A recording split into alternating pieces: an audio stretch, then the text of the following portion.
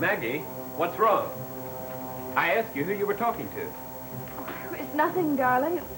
It was just Sabrina. Did she say what was wrong with her last night? No. She just called to chat? Darling, what is this inquisition? Nothing. I'm just very concerned about her. Did she say where Cyrus is? No. If I didn't know better, I'd think they were having a fight. But then they never fight. You know, I have the feeling that they need our help. Perhaps we can help them very soon. Maggie, you're not telling me all that you know. I'm sorry, darling. My mind was just on something else. Quentin, the weirdest thing has happened. My silver brush and the mirror are gone. I'm sure you just misplaced them. No, Daniel and Julia haven't seen them either. Well, you'll find them. I've looked everywhere. I just don't understand it. Maggie, I hate that phrase. Everyone who mentions it automatically begins to start talking about the supernatural.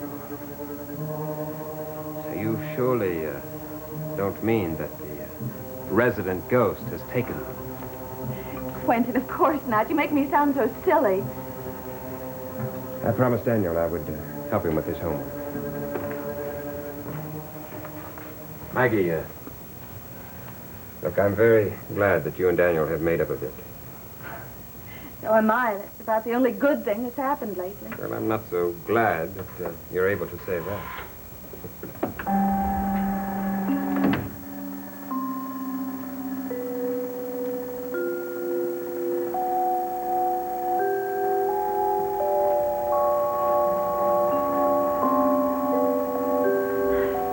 Well, have you come to see me, Mr. Collins? No, actually, I came to talk to Quentin. Oh, and do you plan to tell him that I am Angelique, returned from the dead? You've already pointed out the danger of that. I just wondered how carefully you listened. I always listen to an enemy. Oh. You are frank, aren't you? I can learn a lot from you. You know, I've been doing a lot of reading lately on a very fascinating subject. Oh? Parallel time. Does that phrase mean anything to you? Should it? Perhaps. The theory is that there are other bands of time besides our own, and that we live in them also.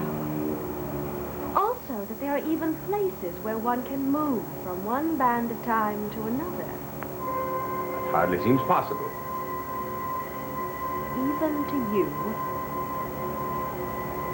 The East Wing seems to be one of these bands, one of these places where one can move back and forth. I wonder what would happen if one of us was to be standing in that room when it changed. Well, there's only one way to find out. By staying in that room.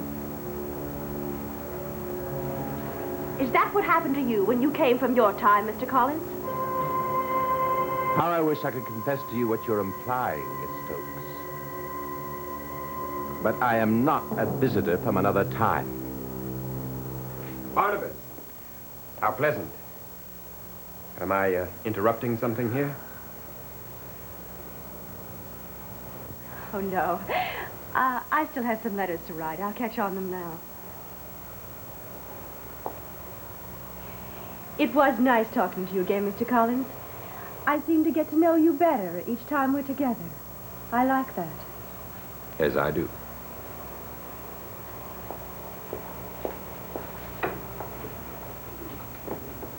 You, care for a brandy?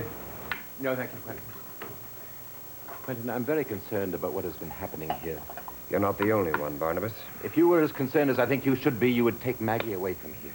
That's being a little bit melodramatic, don't you think? I think not. Now, what had happened here the other night is not to be discounted. Maggie did hear Angelique's voice. I know you doubt that the picture spoke to her. Barnabas, how did you know that? Well, she told me. She was very upset. Now, Quentin, there is a spirit here that means to harm your wife. Yes, a spirit, a vengeful spirit. You doubt it. Barnabas, I have a feeling that Maggie herself is responsible for what's happening here. Quentin. I haven't told that to anyone. I shouldn't probably tell you. But I would be lying if I didn't admit it. None of these occurrences took place until Maggie got here. And you don't believe that. I don't know what I believe. Well, then you must decide. And you're wasting your time doubting your wife. Your present wife, at least. Now look around you, that's all I ask. Decide who is good and who is evil. Are you trying to warn me about someone specifically? I cannot without having proof. Nor should you accuse Maggie without proof either. Now, I must go upstairs and speak to Elizabeth.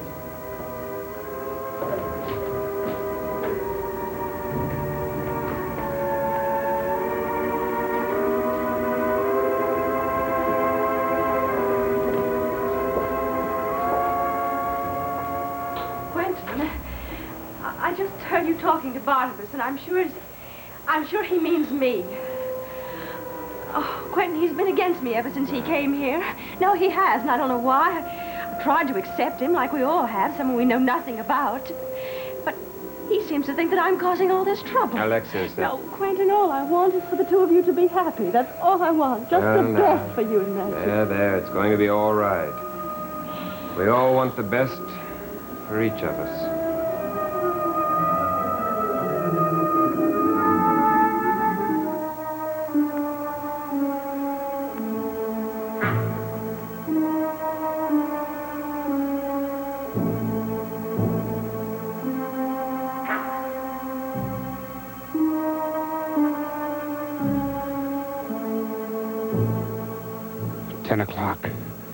In an hour, Maggie will come to me.